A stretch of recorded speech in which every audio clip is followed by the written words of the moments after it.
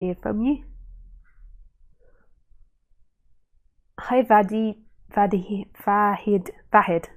Hi Lisa. Thank you for the live. As non-duality teachers say, the me will disappear by itself. Actually, I've stopped saying it like that because I'm not sure exactly what they mean by it, but from me, from the way that I teach, like what does that mean, the me disappears? So if you listen to a lot of those non-duality teachers that say that, and I was one of them in the past that used to speak in that way, they would say, but there's still a character. So that's very big, the me disappears.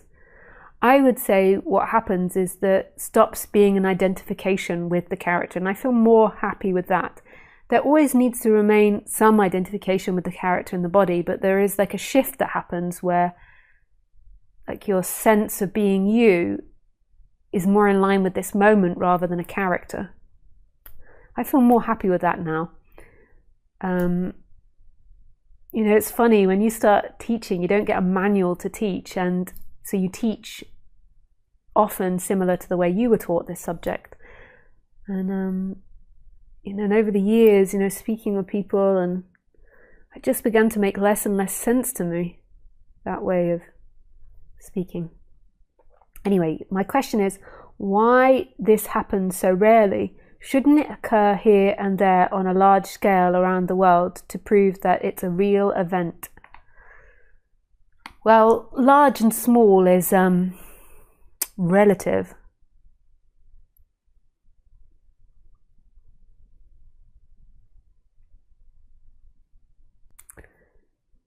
I don't know. I do not know, Vahid.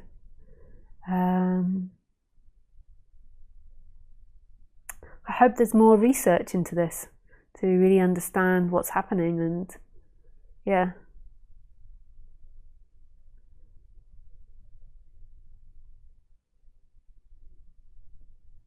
And you know, the best that you can do is, if you is like looking at yourself, looking at the stories you tell yourself, looking at your ways of being.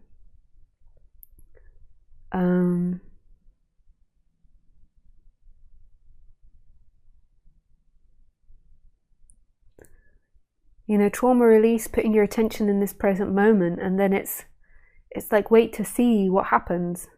You know, become a happier person, become a more balanced person, and listen to non-duality and see what happens, and don't really get too focused on the outcome, because it does seem to be rare. So why not focus more on the human level, living a more balanced and happy life? I mean, that would just be superbulous if society rated that. Society doesn't. It's like, become rich and then you're done. So, you know, getting to know yourself, being more authentic and true, understanding your relationships, what you want from relationships, understanding non-duality, the nature of thinking, that you aren't your thoughts, you know, conceptualizing it, getting it from that perspective. And then it's like, forget about the outcome. You know, do it because there's a passion there to do it, or because there is an emergency there to do it, because there's a lot of unhappiness. Ramesh used to always say, and I really like this, like latterly in his talks, he changed the way he spoke again, was all the person wants is happiness. I think Roger still speaks like this. And in a way that's true. The person on the human level wants happiness. So use all these things that you're learning through non-duality to become a more happy person.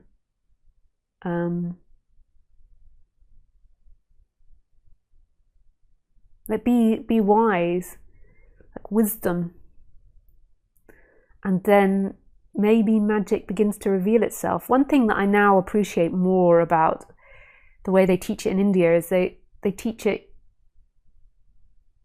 you know, as in you're working for this life after life.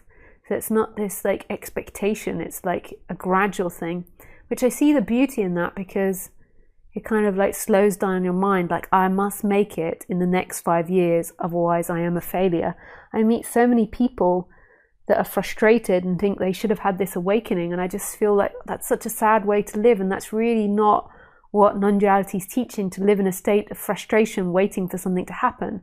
Like, just get on with, on the human level, like working on your dynamics and, you know, your life, so it's a more balanced, happy, peaceful life.